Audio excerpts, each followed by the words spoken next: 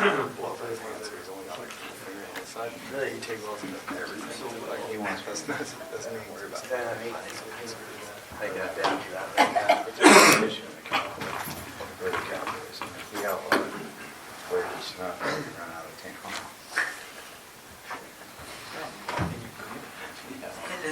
Hello? We're waiting for Mayor He's Rao. almost there. We have the whole board here Wasn't today. the last one? Yeah, we thought we were just barely going to have a quorum. We have a good picture. I'm gonna. I know. I'll give him a couple minutes and we'll start. We'll be all right. Chuck Reynolds. Except we're waiting for them to defer. What? She has arrived.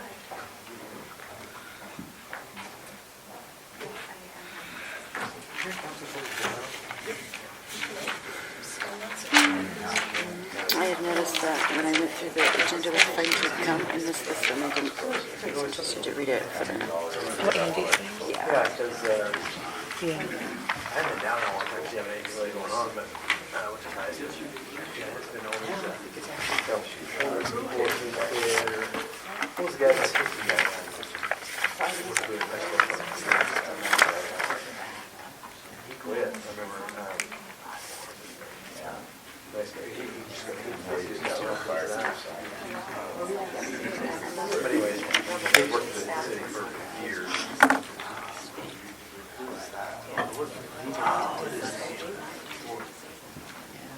It wasn't Gary. No.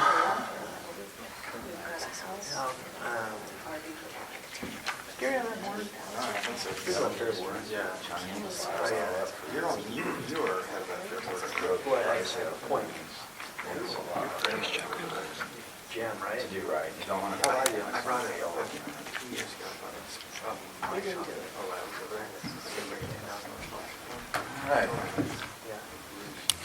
Hey, by the way, you This on? mentioned that they need to run this song. Always on. Oh my gosh. I don't care what you say. Okay, here we are. BCAG Board of Directors meeting on February 27, 2020. Please join me in a salute to the flag of our nation. Ready? Salute. Pledge. I pledge allegiance to the flag of the United States of America and to the republic for which it stands, one nation, under God, indivisible, with liberty and justice for all.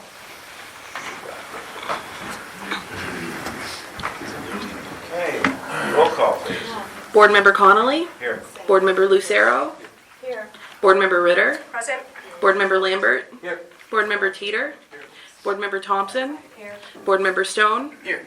Board Member Cry, Here. Board Member Reynolds, Here. Board Member Jones. Here. Okay, next up, selection of chair and vice chair for 2020 calendar year. Are there any nominations? I'll nominate Bill Conley. Second. Is there any other nominations? Any other nominations? We'll close nominations. All those in favor say aye. Aye. Any opposed, say nay. Okay, now we're up for vice chair. I'd like to nominate Tammy Ritter. Second. And we have a nomination and a second. Is there any other nominations? All those in favor say aye. Aye. Those opposed say nay. Okay, passes unanimously. All right, first up is a consent agenda. I would like to pull item number 8, if I could. Okay, we're going to pull 8.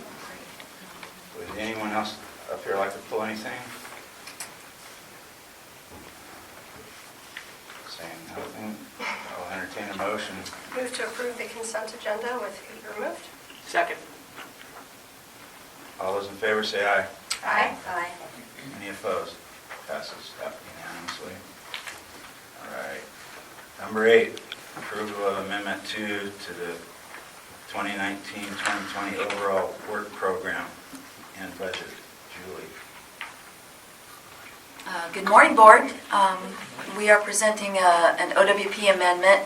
It's called an administrative amendment because it doesn't require a re-signing of the OWPA agreement with Caltrans. And it's basically moving some shifting some funds around, but most importantly, adding a new funding source that we've received, the REAP funds, which I think one of the other action items may have, or consent items may have discussed, and certainly Chris can address that program.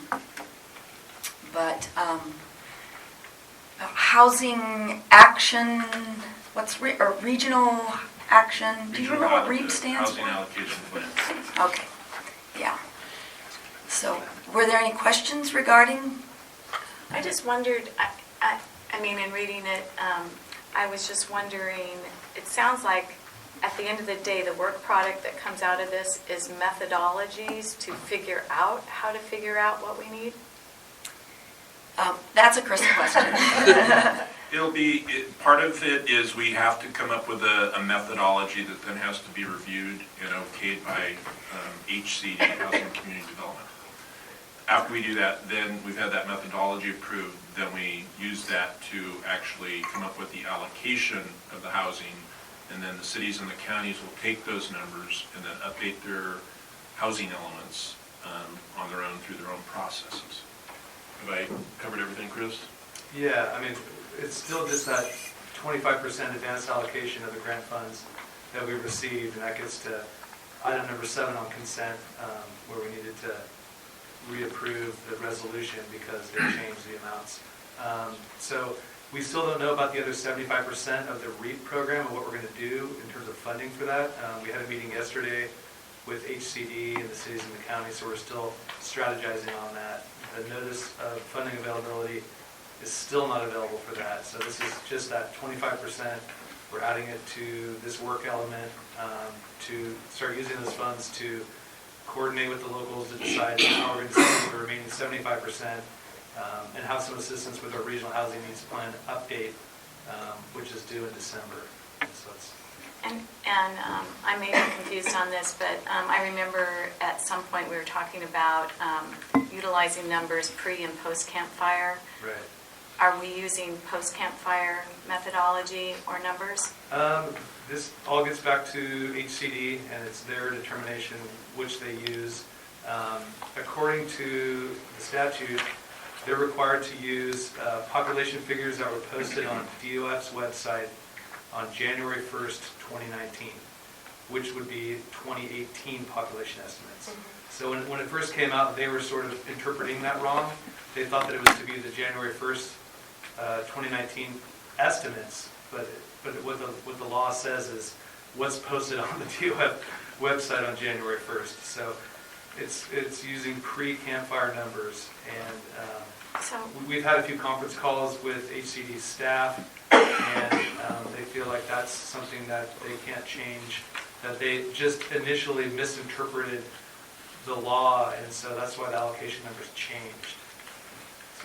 And we've tried to explain to them that obviously this is a unique situation. No other county had a major disaster like this that caused a big shift in their population, and they recognize and understand it, and they're just still trying to grapple how to deal with all this. So That they even recognized, 2 months, not even 2 months after that date. they do, and they anticipated as soon as we got information that they were changing numbers and looking at different population estimates. We had a conference call saying, look, we have to look at the world as it exists now, and we can't use numbers that really aren't factual now, and recognizing that we're the only county that's had something like this happen. And again, they're aware of it, they just haven't figured out how to address it. And speaking of fictional numbers, Rena in the first place is going to... Yeah, and they, Excuse me. they're the ones that give us those numbers. It's our job then. I get it. That's no disrespect to BCAG or the work that we do here. When I was down in Sacramento a couple months ago, though, HCD was talking about how the RENA numbers, as well as the housing elements that each of the jurisdictions did, basically how they were calculated and kind of what teeth they had, which was basically none. We have the requirement to do the housing elements, but we have no requirements to actually meet the demand. And HCD was talking about that this year and during this funding cycle, they were looking at changes with that. that they were looking at making the housing elements, which would inform our regional housing plans, looking at making those enforceable to some degree. And I noticed yesterday that there is a workshop planned in April up in Reading, talking about, mechanisms for funding and for kind of enacting your housing elements. And so I'm wondering how these kind of different branches are speaking to one another, especially as it relates to, we need to pass this plan, we need to have this plan in by December 2020, with all likelihood it not actually being a plan that addresses our needs. And so I'm wondering how much flexibility there is with HCD, how we're going to be working with the jurisdictions within the county to see those changing numbers. I think I can kind of address that. I mean, basically, HCD provides BCAG a number of housing units to plan for countywide. And our job is to divvy that up to each member jurisdiction their fair share of that overall countywide total. That goes into our regional housing needs plan that gets adopted in December. The cities and county then take their allocation and use that to update their housing elements. So you'll be using the number from our regional housing needs plan to update your housing element. And, it's going to be, sort of up to the cities and the county to make sure that it's planned for in a way that is hopefully and ultimately more implementable, results in more housing production. I think you're aware the state's looking at ensuring that the cities and counties produce more housing than they have in the past. Right. In the past, the housing element has just been, you identify sites for housing, but there's no requirement to meet those targets. And I think they're moving towards finding ways for you all to actually be required to meet those targets to address the housing shortage statewide. So when we're doing this on our level, and you're saying, excuse me, we're divvying it up between jurisdictions. Yes. So when we look at Paradise, for example, are we looking at what Paradise actually needs? Or are we looking at, are we basing it on what the current population is? Or are we looking, Yeah, there's a whole suite of criteria that BCAG has to follow in allocating units to each jurisdiction. And we're bringing a consultant on board to assist us with that this time because there's even more requirements now since the last time we updated the plan. So, that process is going to get moving forward the next couple months. And, as we move that forward, we'll be bringing it to the board, giving you updates on the regional housing needs plan update as we move it forward. There's a whole bunch of criteria we have to look at. We're going to be coordinating with the city and county planning directors group, and then also with this board. So I think the best I can tell you with all that is just sort of stay tuned at this point. and will there be opportunity for public process with that? Yeah, there always is. Okay. Yeah, absolutely. All right. Thanks. Okay. Can I ask one more question? Would it be helpful to have a letter from our board regarding what occurred in this county and how that relates to population and what we've experienced? I don't know at this point if that's... Really for them to change anything, they'd have to go back and change the legislation. So, I think if... People are doing it on our behalf. I don't know. It's, something that... It's up to the board. If you'd like us to bring back a letter next month to send to HCD, just coming from this board, expressing, the concern. I just feel like we should acknowledge it. It's a big deal. And here we are we're going to be basing these things on population figures that don't make sense. And what's the overall impact of that? I would think that Paradise would be the most concerned about. I can't tell you right No, now. maybe not. Well, doesn't it catch up in the future though, next year? So they require Paradise to have, fewer units of housing built? Yeah. Because the need is not there, because they were No, destroyed by it's not fire? almost based, I don't want to say it's, Housing. they come up with the numbers based on their methodology and then give it to you. So and then again, it's the process, like Chris said, of, working with planning directors to kind of allocate it and, our concern is, again, looking at a number that didn't reflect right now. And that's just based on the funding for the REAP program. Right, that's not It's based on It's not based housing. on the housing unit allocation. I think Brian, Yeah, so I think we're talking about two different things. In terms of the grant amount we're receiving, that's based on pre-campfire Right. numbers, which ultimately, the way it works out, provides us with less funding to the Maybe, region.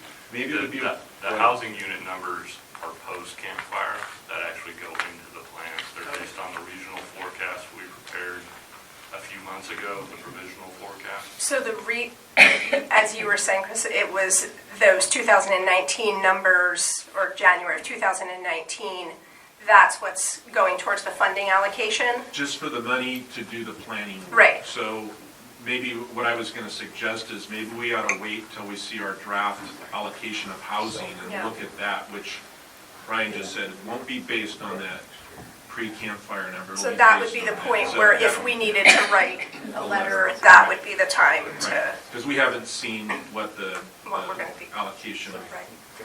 our housing is yet, so if that's okay with the board. Any other questions or comments? Public comment on this matter? Seeing none, we'll close public comment. Wishes of the board. move to approve. Second. Any discussion? All in favor, say aye. Aye. Any opposed, nay? Passes unanimous.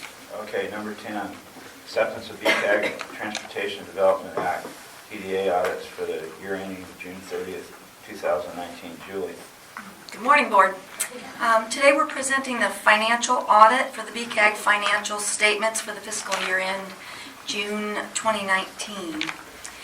These audited financial statements are submitted to the Federal Clearinghouse, the State Controller's Office, Caltrans, the Transportation Development Act program, and the Prop 1B bond program, basically anybody who gives us money.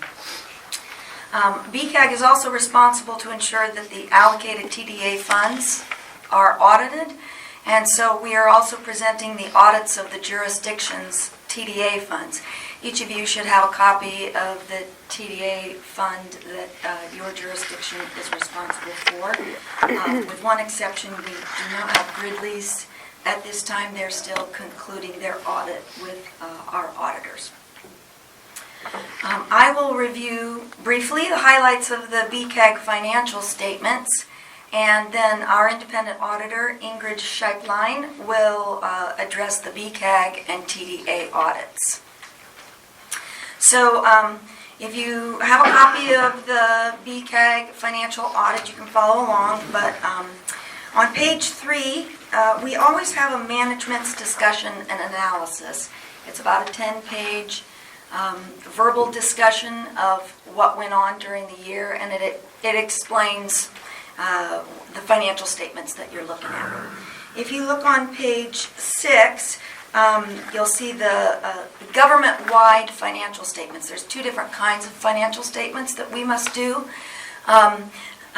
We've got government-wide, which looks at the big picture of everything consolidated, broken into the government activities and the enterprise activities, which are basically BCAG and transit. On page 6, what I'd like to point out is to the far right on the totals, you'll see that we have total assets of $40 million, liabilities of $9 million, and a net position of $31 million. On the right, you'll see how we got that increase. It's an increase of $4 million. And the upshot of the big numbers is that during the year we closed round 2 of our new market tax credits deal, and that dumped, a net of about $4 million into the net position for the year. If you turn now to one of my favorite pages, on page 10, it's the only page that's in color. It's a pie chart of the transit funding. I think it's good to look at this every year and see just where the funding sources are for transit. Operating revenues, which are our fares, continue to decline. They're down about $700,000 this year. make up about 16.8% of the budget. So the rest of our transit budget is federal and state funded. So that's always a good thing to remember when you're speaking to the public that thinks our fares are too high. They're already, roughly 85% subsidized. On the last page, page 12, every year John gives an economic factors and next year's budgets and rates. It's a good little paragraph to look at to see what things are coming up in the future.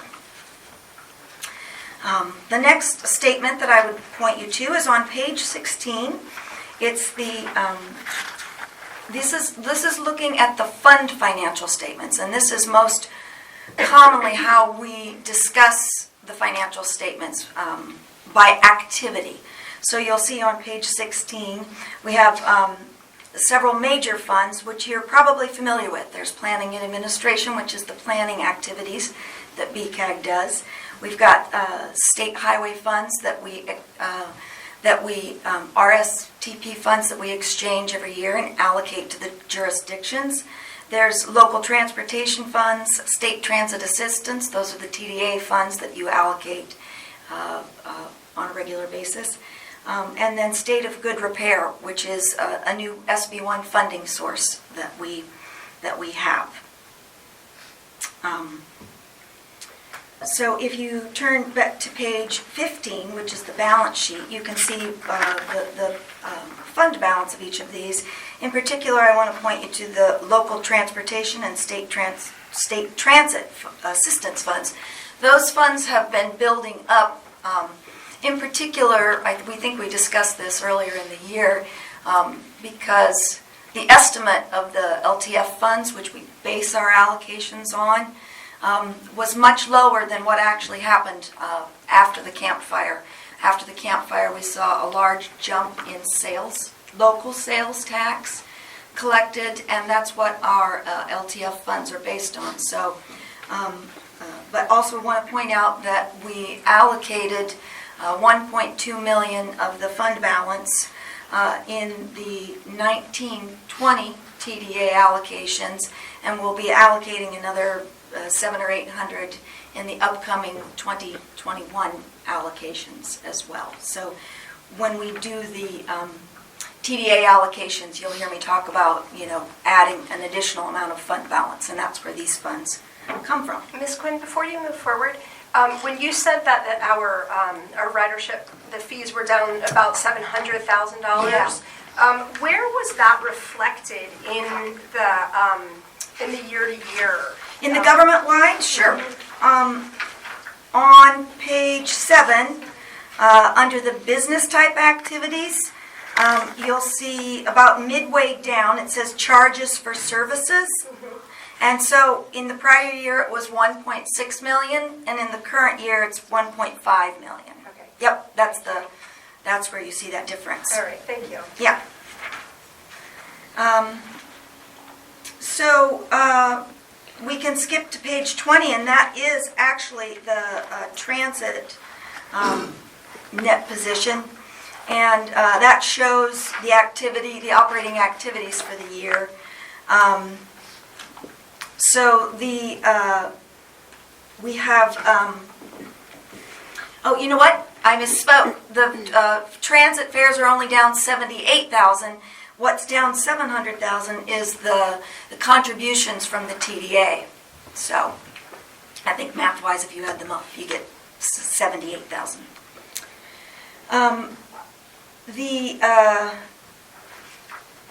One of the things you can see on page 20 is the capital contributions, and here's where we purchased 6 paratransit buses this year, and we got those. Those are funded with the FTA 5310 funds. So I'm sure you heard us talk about that as we get those funds approved, and this is where the buses came in this year. Most of the change in net position for the transit is related to the changes in capital assets. Even though we did receive 6 new buses, there was quite a bit of depreciation on the 8 new buses we received last year. So overall, it was a net decline in net position for the transit. On page 46, I'd like to point out that when we do our transit quarterly reports, which Jim is about to do, we always report on the fare box recovery ratios because those are crucial to receiving the TDA funding. So on page 46, you'll see how the year ended up. And for the 18-19 year, everybody is meeting fare box, but the rural paratransit system was greatly challenged and only came in at 10.1% when they're required to come in at 10%. So that was one of the reasons why we had enacted a fare increase last September, because we saw these declining fare box ratios. So as you'll see when Jim makes his report, it was a good thing we did, and it has helped improve the fare box. So, okay, I'm completed with the financial statements unless there's any other questions. Then Ingrid will address the audit of the financial statements. Good morning. I'm assuming this is on. I'd like to point you to the outline. I believe it was either in your packet or left for you. It's a good one-page summary of the audit results. So I'd like to just go through those and highlight those. If you have questions as I go through, please feel free to stop me. The first item there just lists all of the reports that we issued that are in your packet. First report is the independent auditor's report that's contained within the document that Julie discussed. And that is considered an unmodified or clean opinion on the financial statements, stating that they're fairly presented. As far as the significant activity in the financial statements, probably the single most significant activity was on the solar array project. There was $1 million spent in fiscal year 18-19. The project actually started in 17-18, in which $770,000 was spent. So in total, the project was about $2 million, and that was funded by the new market tax credits.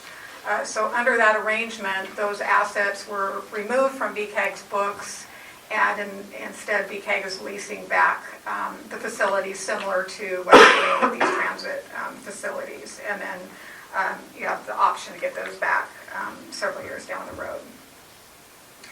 We also issued a report on internal control and compliance, and that report covers very significant areas where we look at compliance.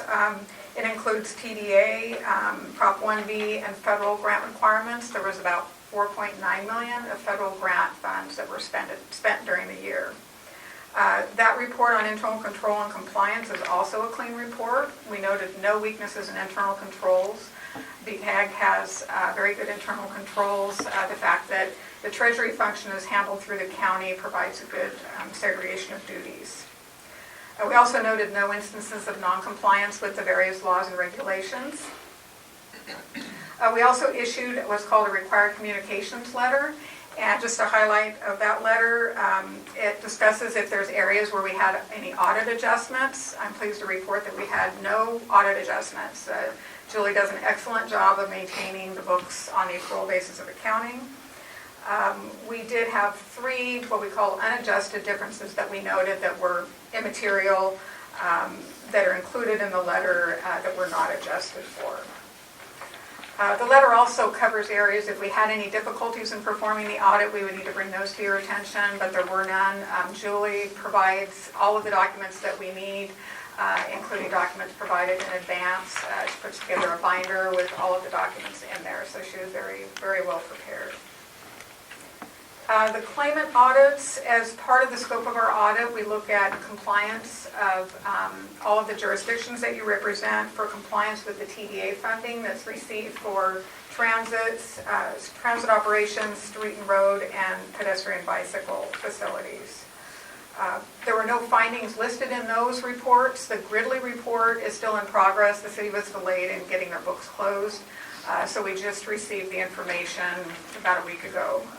So I'm expecting to have the draft of that completed in the next couple of weeks.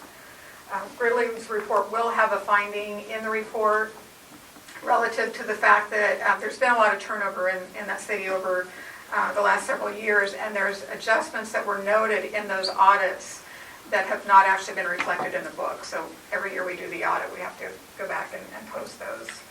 So included in the management letter is recommendation that BCAG work with Gridley to ensure that those adjustments are reflected in their books so that we don't need to keep adjusting for those every year.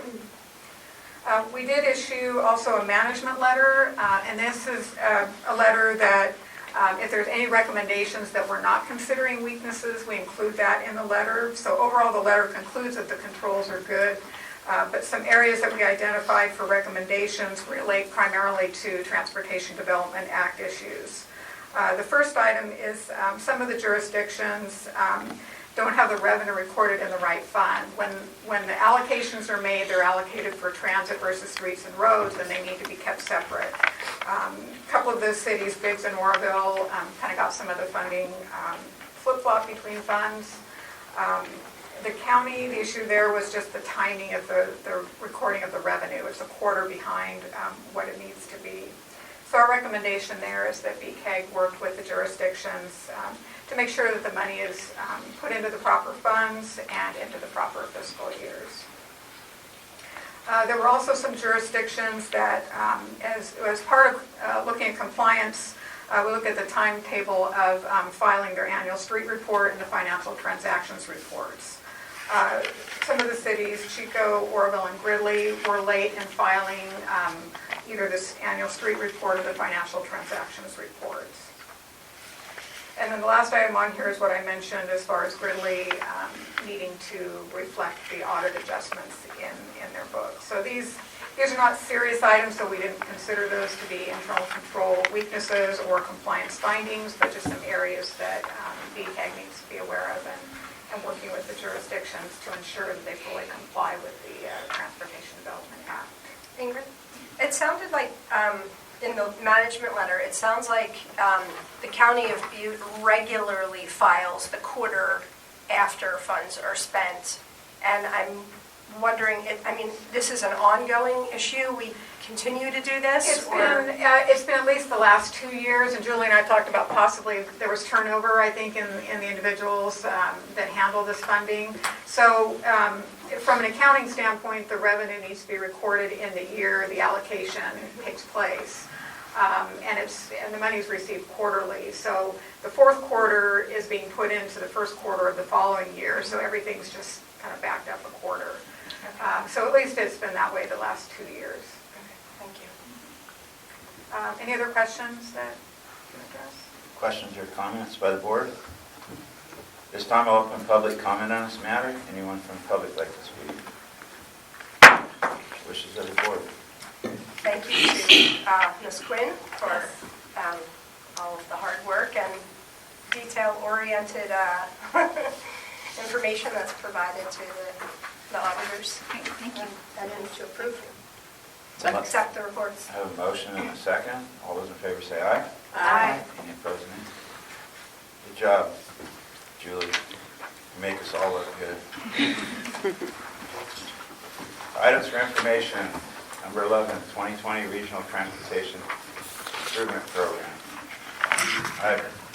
Good morning, board. Where do I begin? Highway 70 corridor.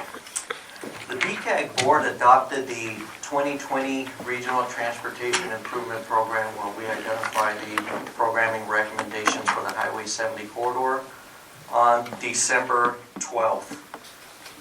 Those recommendations were based on a meeting that we had the day before on December 11th, where Chair Connolly and Board Member Jones, BCAG staff, John and I met with Caltrans State Transportation Agency Secretary David Kim, Caltrans' new director Toksama Shakin, the California Transportation Commission's executive director at the time, Susan Branson, and other key state staff. The reason we had this urgent meeting was because Caltrans did not include the Highway 70 corridor, the segment in Yuba County, at all in their interregional transportation improvement program. So we had this urgent meeting to see if we can at least come up with a phased one approach. And that's the project recommendation that was approved by the BCAG board on December 12th. The phase one project that Caltrans District 3 came up with was to construct a northbound only lane from Laurelland Drive in Marysville up north to the Butte-Yuba County line. Staff recommended $7.5 million from Caltrans's Interregional Transportation Improvement Program. BCAG would recommend $6 million of its Regional Improvement Program shares, and Yuba County would contribute $4 million. So that was a proposal, joint partnership for $17.5 million. The district could capitalize on their existing state highway operations and protection program, their SHOP project that they have to complete, if they can combine projects and realize cost savings. Correct me if I'm wrong, but I thought we had somewhat of an unofficial agreement that, okay, that seems like a reasonable approach. Caltrans would try to squeeze $7.5 million from the statewide program. However, on, I believe, December 17th, when Caltrans later released their statewide recommendations, the Highway 70 corridor was still not included. In addition, the California Transportation Commission, because it was not included, the CTC informed BCAG that we cannot jointly propose a project if it is not included in the Caltrans proposal.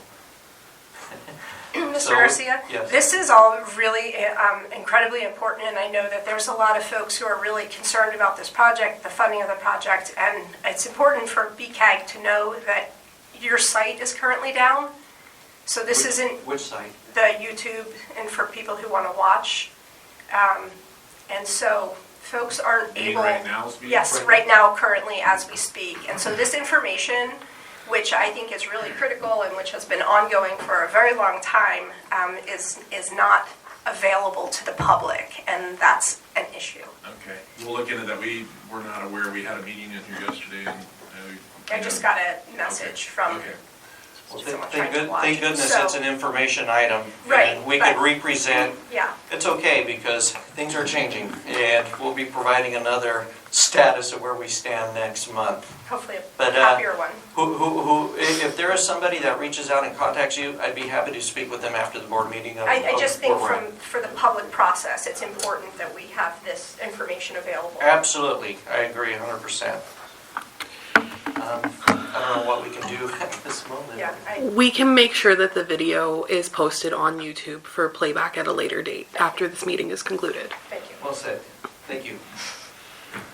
So after December 17th, when Caltrans released their draft interregional transportation improvement program, and the Highway 70 corridor was still not in there, where we stood was Caltrans held a hearing, an official hearing in Sacramento on January 30th, in which Board Member Connolly and Supervisor Nielsen and staff testified. Senator Nielsen testified in You front might of... get a little upset, you demoted him. Promoter. I'm sorry, man, cool. Testified in front of the commission on the urgency to get it done. And our only option at that time was not to jointly fund and participate and complete and do a phase one approach, but to recommend the entire corridor be funded by Caltrans at a cost of $32 million. That was an option. So we try to be partners, and the rules, the STIP guidelines prohibited BCAG from making that. So Senator Nielsen and Chair Connolly recommended that the California Transportation Commission approve and program $32 million to complete the corridor.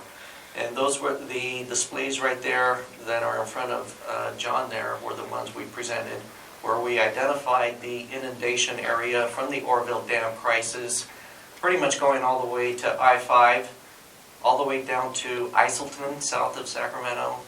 with the overlay of the campfire, and just, again, reiterated the safety. You know, I don't know if there's anything else that John, you want to add, but that the California Transportation Commission is set to release the draft recommendations tomorrow. And I wish this board meeting was next week, but that's where we're at right now. Is we really don't know if we're going to have anything, or hopeful for the best. The recommendation you approved in December is no longer what we're going with. Yvonne and I did have a meeting following the STIP hearing in which Chair Conley was at, Senator spoke, and so forth. We had a meeting with CTC top staff, Caltrans programming top staff, and they were just kind of letting us know that they are really working to try to fit this $32 million funding request into the ITIP, their share of the STIP. Again, just talking about the STIP, 75% of it is programmed by the agencies like BCAG. Caltrans only has a 25%, so they don't have a lot of money statewide as compared to the regional agencies. So they're working to, CTC staff, Caltrans are working to try to squeeze in this $32 million. We'll know tomorrow. We can send out an email if it's on the recommendation list. If it's on the recommended ITIP list tomorrow, it would be voted on at the CCC meeting in March. If it's on that recommended staff list, we will keep our fingers crossed that the commission will approve it. Staff at CTC were directed by the commission at that meeting we were at in January to try to figure out funding this project. So it is a top priority. So we'll know tomorrow if it's being recommended. Good point. After the hearing, one of the commissioners directed staff to work with Caltrans to try to fit something in. And like John said, the commission is set to adopt the 2020 STIP at their March 25th and 26th commission meeting, but we'll know tomorrow where the commission staff's recommendations are. But since officially, because the board adopted the RTIP in December, staff submitted an addendum to the RTIP submitted to match Chair Connolly's testimony in front of the commission to recommend the $32 million. Yeah, I'm allowed to do that. Just ask. It is their top priority. It's crazy to do it halfway and do it And over. It doesn't make sense. we expressed that if we don't program and fund it now, it will cost more next round, and it's not going to go away. This is the very last project after 30 years of planning and funding. You know, they've spent up $1.5 billion on 16 projects between Chico and Sacramento. This is the last project. Let's just get it done. So in the scheme of highway projects, $32 million is not a lot of money. So am I reading your report incorrectly? It sounds as though you're not optimistic that this is going to be programmed. I would say I'm more optimistic that it'll be on the list tomorrow.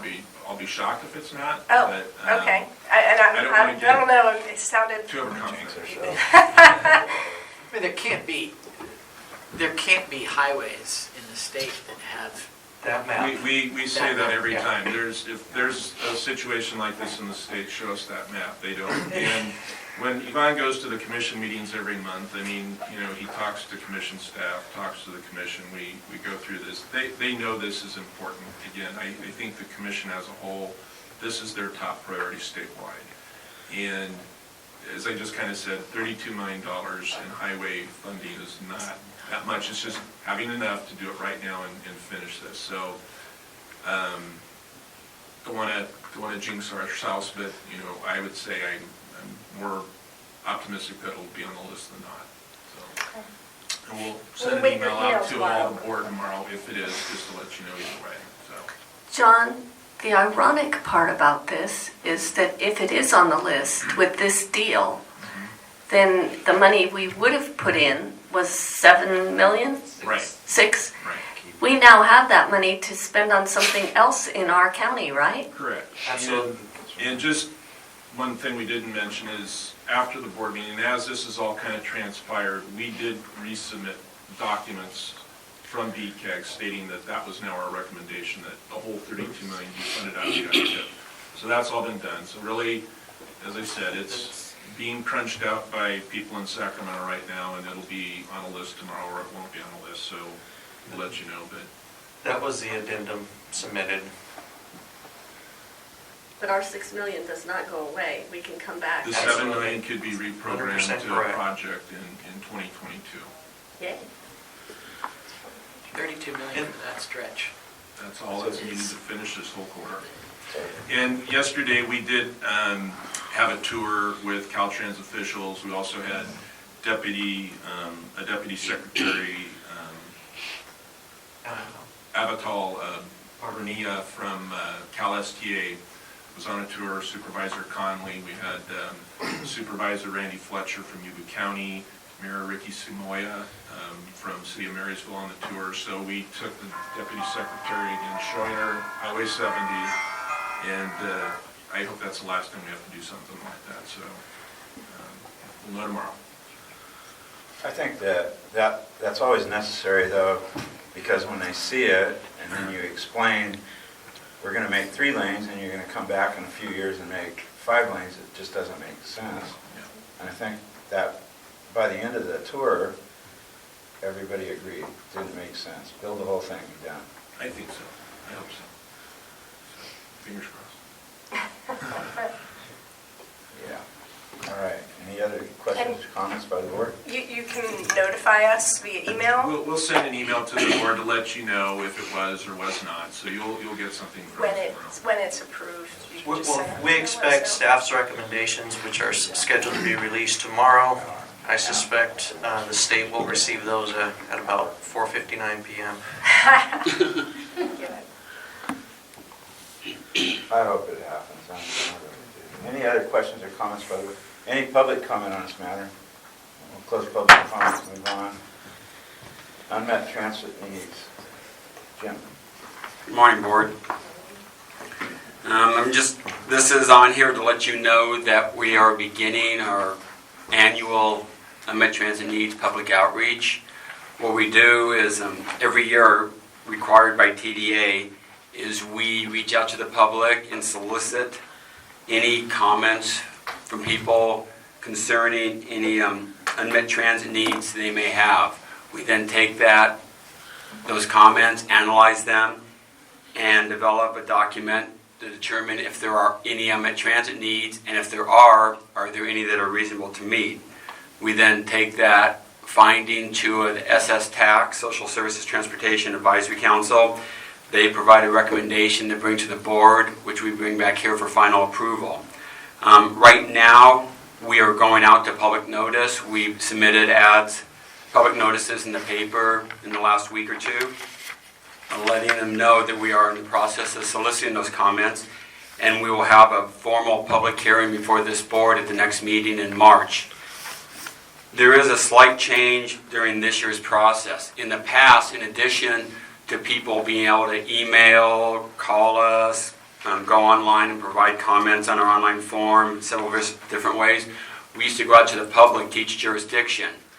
However, over the past few years, the participation in those outreach meetings has decreased drastically to the point that some of the meetings no one shows up, other meetings you may get 1 or 2 people, and there is no new information coming out of those meetings.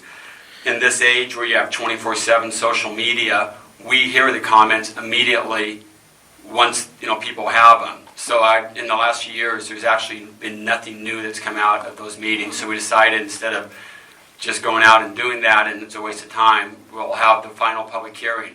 According to the TDA guidelines, the only hearing we're required to have is the single public hearing. Going out to the public on those other ones was above and beyond what we were required to do. And so that's why this is on here now, just to give you notice that we're in that process now, and that next month we will have our public hearing before the board. Any questions? I do have a question. I was Yes. wondering, how do the jurisdictions weigh in on this, or do they?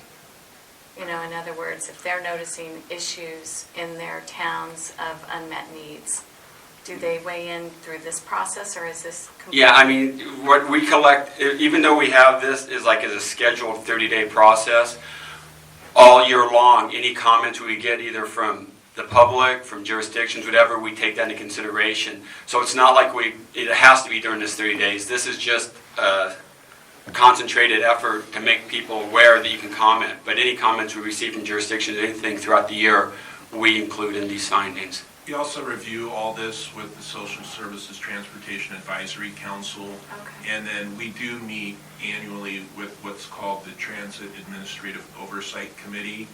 That includes representatives from the city and county, your point people at your jurisdiction that are in charge of transit, working with us on budget. So we go over all the findings and information we get from the process. And as Jim said, I mean, you know, with information communicated like it is now, having the extra meetings isn't really necessary. And I'd asked staff this last couple months to actually put a specific comment form on our website, specifically saying, do you have an unmet transit need you believe exists? So in addition to a general comment, there's a specific one for unmet needs. So people can, as Jim said, communicate them online, they call us.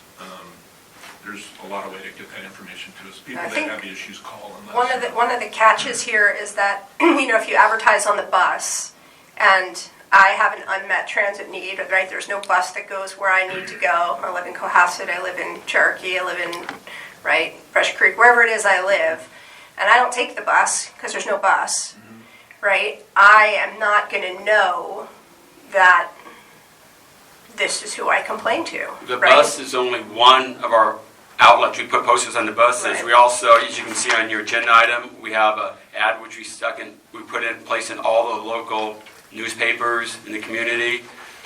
So there's on our website, Facebook, and the webpage. So we do a lot of outreach. Being on the bus is just one of the many forms we reach out. Yeah, I think you know, I think all of us serve on all different committees, many of which are social service related or, you know, working with kind of harder to reach populations.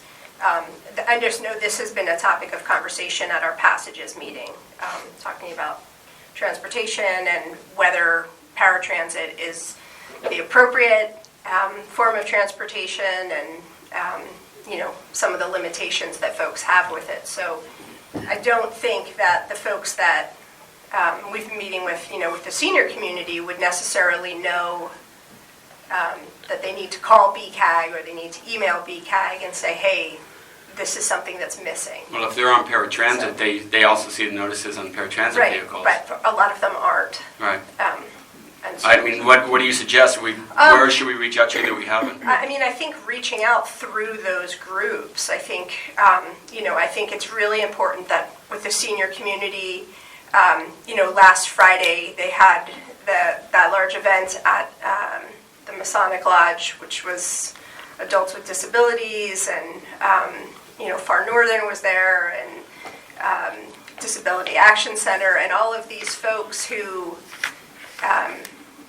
you know, are having some challenges in navigating some of the county systems. And so I think it's important that we are looking specifically at folks who, you know, I know in my communities we don't have internet.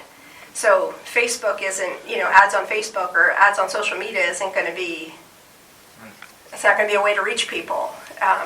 You know, there's one store in Cohasset that has the News and Review. Most people do not get the ER, you know, up in Cohasset.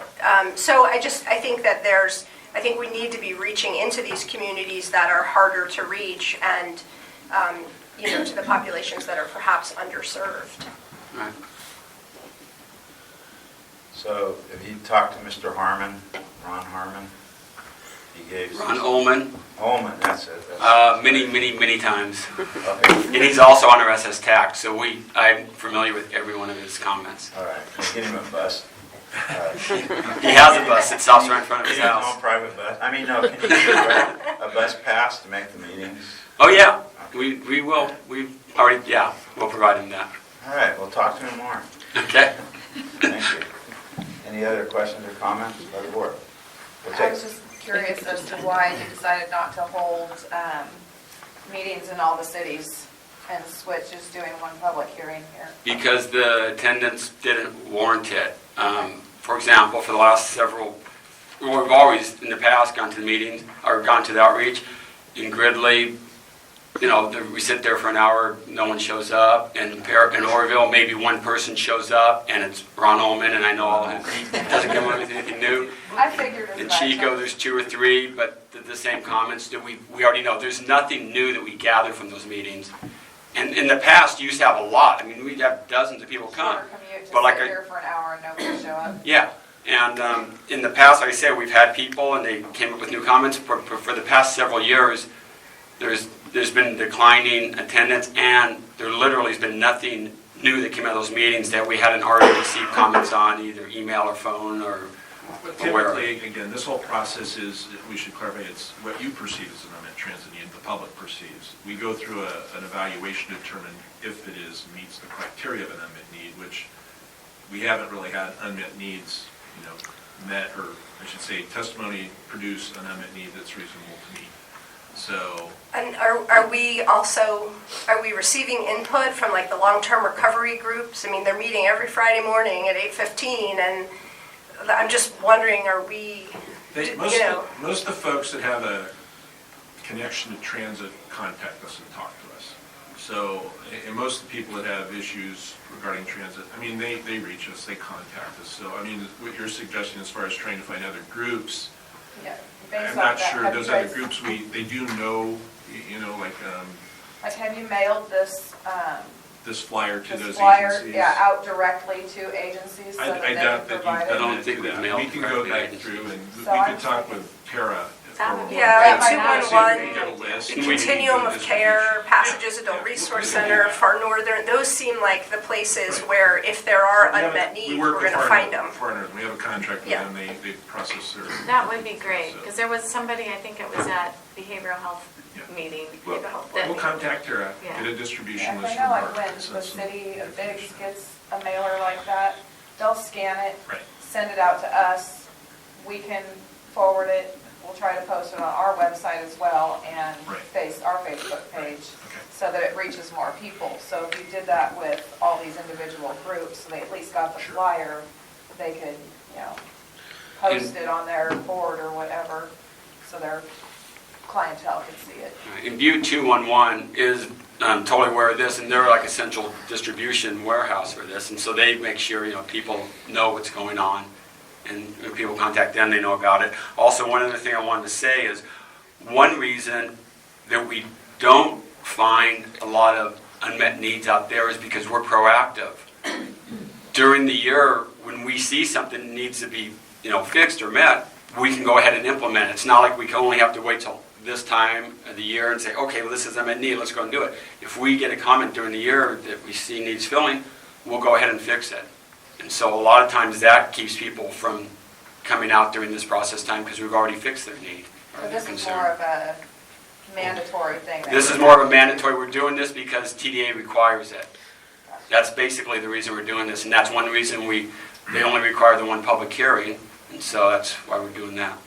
Sounds like you're doing an awesome job. Keep up the good work. Thank you. Questions or comments by the board anymore? I just want to thank you, Jim, also for your quick attention to the transit need I called you about 2 weeks ago. It was remedied very quickly. Great, thank you. Wanted to thank you for your responsiveness.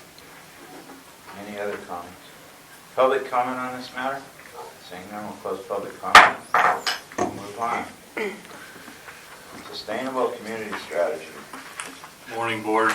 As a reminder, the Sustainable Community Strategy is a state-mandated component of our regional transportation plan, which looks to achieve regional passenger vehicle greenhouse gas emission reduction targets.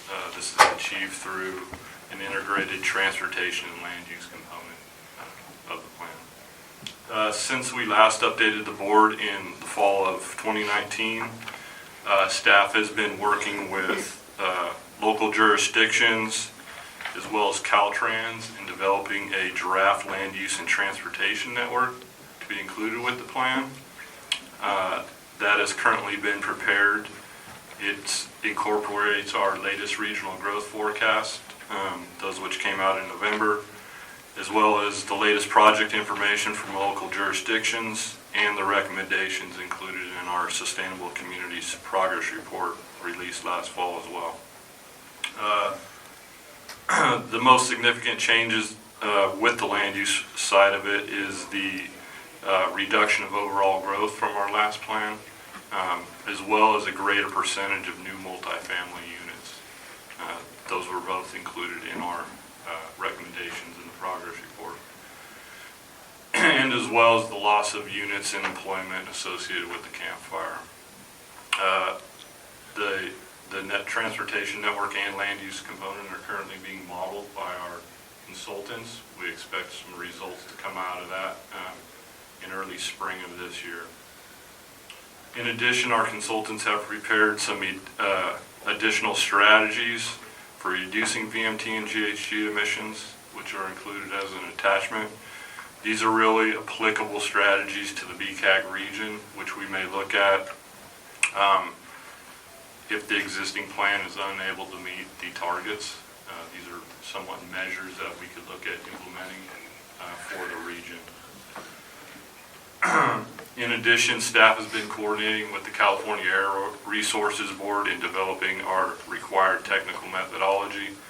This is really a component of developing the SES, which is required before we can do further public outreach with the draft land use component. It lays out the assumptions included in the plan. And lastly, we've revised the overall schedule. So right now we're hoping to come out with to follow up once the technical methodology is approved by ARB, to begin outreach in June, release the draft in August. Then we'll have several workshops and eventually adoption. Staff will bring it to the board in December with the RTP for consideration of adoption. Any questions? Questions or comments by the board? Is there any public comment on this matter? And then we'll close that. We'll move on for our triennial review of the Butte County Association of Governments. Good morning, Board. Every 3 years, the Federal Transit Administration brings in a contract reviewer to look at how we are expending Federal Transit Administration funding dollars. I call them the 5300 series for operations and capital, and they review how we expend those dollars over a 3-year period over 21 different areas. In this particular review, they're covering 15, 16, 16, 17, and 17, 18. And in the process of doing the review, they will first look to see if there are any repeat findings that they had from the previous 3-year period, which they did not. They review all of our work in 21 different areas. They found no deficiencies in 17 areas. They did define deficiencies in 4 areas, which I did identify for you on page 2 of the memo. The first one being procurement, in that we were lacking required justifications and documentations for some sole source awards for equipment in the shop, and some missing FTA clauses that the FTA likes to see in your contracts. We were able to provide those for them. We did have them. They just did not see them, so that finding was closed. There was a DBE finding for uniform reports containing inaccuracies or missing required information. We were able to provide that information. That was closed. And then there were 2 findings on the ADA general and complementary services, one of them being reasonable modification deficiency, and the other one being eligibility appeals process not properly implemented. Both of those items were really slight language changes in our paratransit rider guides and our policies that the users of the system wouldn't see any changes, but in terms of what the FTA and equal rights or civil rights folks were looking for, they needed some slight changes to be comfortable that the language was written appropriately for them. So we made those particular changes in the draft report, and if able to providing all of those clarifications and minor changes in the draft report, they were able to issue the final report with no findings at all. So that's really good. And just as a side note, there is one particular item that they will be looking at in their next triennial review, which is in addition to what they're already doing, and that is the review for local agencies to have what's called a Public Transportation Agency Safety Plan. That's called the PTASP. There has been a national effort to put out a policy that strives to make public transit safer. FTA has put this out. And it's not to say that public transportation isn't safe, and they in fact say that public transportation nationwide is one of the safest modes of travel. But nonetheless, there is an effort to take inventory and stock of your policies and procedures and how you deliver public transportation, and they want every agency to have a specific plan that will be certified by the board by July 20th of this year. So I am working on that plan. TransDev, our contract provider, being a national provider, is already out ahead of it and has developed a pretty good template and plan that I'm modifying for our local use. And I'll bring that to the board to self-certify. In the next triennial review, that'll be an additional thing that the FTA reviewers look for, is to see that we actually do have that plan in place, which we will have in place. So just a side note on that. Is that certified annually, or is that you just have to have it once and then you're good to go? Yeah, no, you don't have to certify it annually, but you do need to look at it. So there are some matrices and criteria that you want to address as you go along, which our contractors they're already doing. So we're really just more or less formalizing at a local agency level what's already happening. So that's all I had on that particular item. Questions or comments by the board? We'll open public comment on this matter. Seeing no interest, we'll close that. Number 15, review regional transit V-line quarterly progress report. Jim. All right, thank you. As you know, every quarter we analyze our system and bring a report to the board.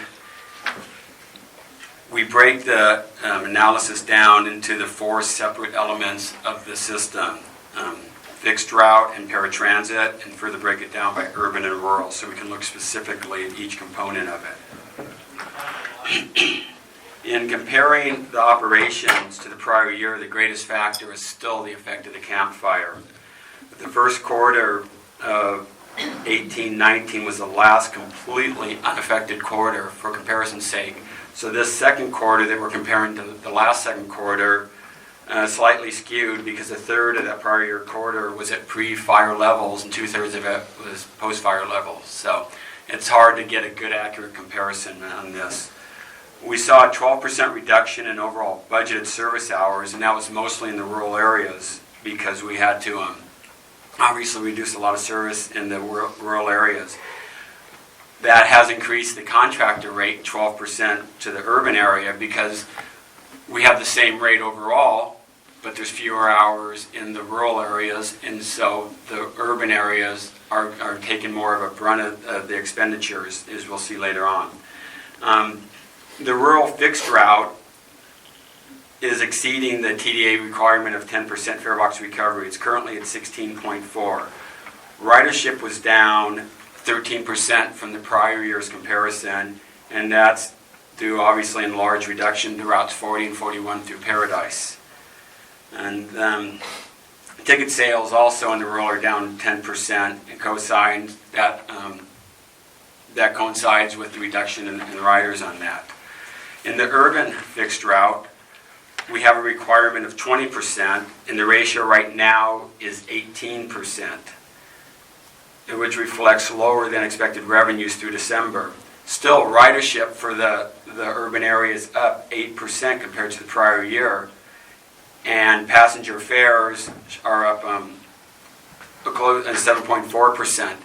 Basically, what's happened is that the riders who were displaced in Paradise, a lot of them moved to Chico, and so that's why the area, the ridership in Chico has been going up from displaced Paradise riders.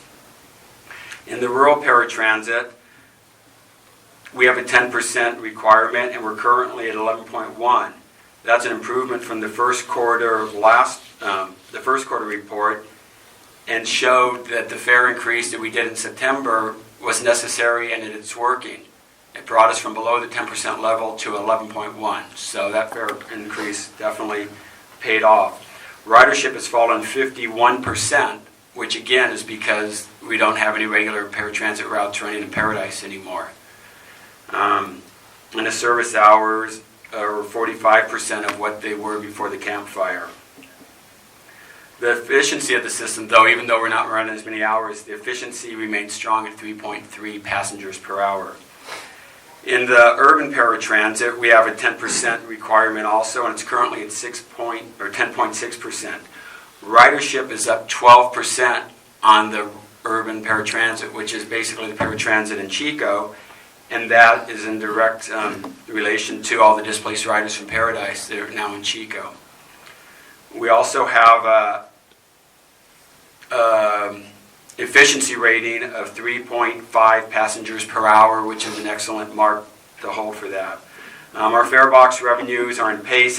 We have 54% of our budgeted, and expenditures are slightly higher than expectations at 55%, and that's largely due to the increased service hours we're having to provide in Chico. Overall, we've had 2 accidents during that second quarter, which equals 1 accident per every 182,000 miles, which is well within our established standards. And there were 6 valid complaints in the quarter, but based on the number of riders at 285,000, that's also within our standard. Anyway, that's the basic quarterly report. Any questions? Questions or comments by the board? I just have a question. So the total ridership number is 285,000 annually? No, quarter. A quarter. Right. Okay, quarter, that's what I was. All right. Any other questions or comments?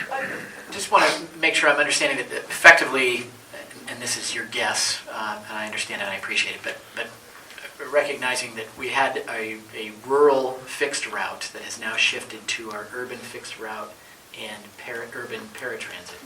For the most part, I mean, that's what we're attributing the increase in ridership, correct? Well, yeah, we're attributing that we had X number of riders in Paradise, which are no longer in Paradise, and at least 20% of them are now in Chico, taking rides in Chico.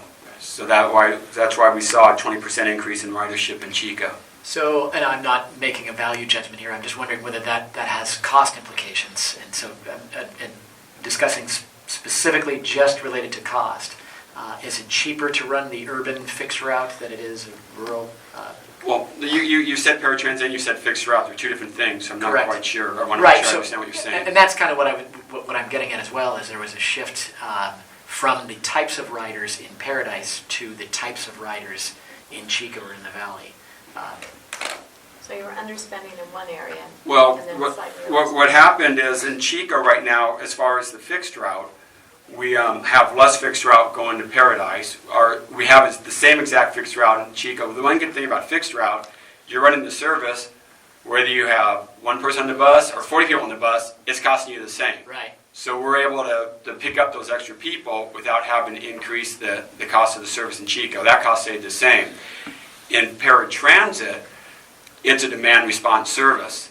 And so we had up to 15 different routes. We call them routes, but it's basically buses going out at different times. We've now added a 16th to pick up for extra people coming in from Paradise. And so the cost has increased in the Chico system, but obviously it's decreased in Paradise because we don't have any regular routes in Paradise. What we do for Paradise, we used to have like 6 vehicles running up there on a regular basis.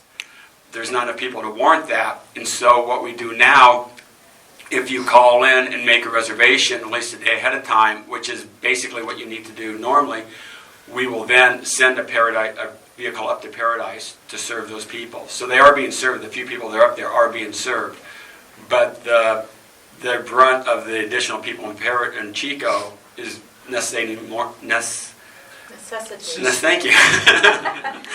And You know. system-wide, Jim, I mean, the costs overall are less now because of the Paradise situation. And while Jim's talking about, yeah, we're doing more paratransit service in Chico, it's not costing Chico, because that's all paid for. Because it's leveling out. Yeah, well, and it's funded through everybody's contributions off the top, so it's not costing one jurisdiction more or less. Well, we also have a maximum obligation contract with TransDev, so we agree upon a dollar amount per, budgetary year that accommodates a certain number of hours, and we don't adjust that maximum obligation up or down unless there's a 10% change. And with the increased ridership that we see in paratransit, there'll be additional hours, but it won't justify a change. So we do have we kind of have a target that we stay at, that we don't have to we have to see a significant change that we're not seeing yet in order for it to really impact things one way or another. And my question was more related to the motion of the ocean. Yeah. Well, and you're right. That there's been a shift. There's been a shift of riders and where they're using our services. And it seems that it's working. Yeah. Yeah. Any other questions or comments by the board? Any public comment? I have some, before you go jumping up there. Hey, where are we at with the, my sign? Yeah, I'm on my way at the end down here, I was just gonna wait my time. Yeah. On the Neil Road warning sign, you ever get anything on that? I have not heard back from Caltrans. I did inquire to have a meeting, so I will follow up on that and see if we can get a meeting. I think we need to get a meeting here, and I'd like you to come and talk about that. Yeah, I actually got to experience myself while being one here this last weekend. Same situation. I was like, oh, it's the irony of this thing. I don't want to get hit, right? I'm like, okay. But I think that it happens all the time. And one simple sign, and they can't say they don't know it. Taking pictures now. And I sent that information to them that it's over in Sonoma County. Yep. And, the intersection. So yeah, okay. I'll follow up again. Yeah, it'd be nice to get that pressed on there. Do I need to make a little poster like that, go down, start doing like Bill did? Or I'll go get one, and I'll do it. I'm a team player. I'll take one for the team. There's a light coming ahead, or? Yeah, well, there's the one at Sears Point Raceway, used to be called out Sonoma Raceway, there on Highway 37. It's a terrible intersection. Same thing. When the light's going to change, it lets you know that it's going to be changing. It doesn't just flash. It tells you, hey, yellow's coming, prepare to stop. Same thing, here would be the same way, going north, because you come with a crest, and everybody stop right there. You don't have time, there it is. There's tons of trucks there. It's more of an issue for trucks. For vehicles, a car or whatever, a small vehicle, it's people not as diving big like deal. The trucks hit the cars, so that's the problem. So ditch. that's a constant deal. So I mean, a guy that drives it out 100 times a day, it seems like I see it all the time. I see cars going off the side, Oh. almost getting hit all the time too, because we drive that a lot. Yeah. Oh, you would do. Yeah. Any other board comments? All right, we'll open public comment. You can talk about anything you want. Can't take action on it. It's not agenda. We'll close that. We're going to have a closed session? As we usually do, it's up to the board. Well, we have. We're way behind. Can we delay this closed session? To another meeting date? That's fine. All right, we're going to delay the closed session. Please re-agendize that for the next meeting. We're now adjourning. We'll see you all back here March 26th. Is that the same time as the, March 26th, is the same time as that meeting? Time as that meeting? Time as that meeting? Time as that meeting? Time as that meeting? Time as that meeting? Time as that meeting? Time as that meeting?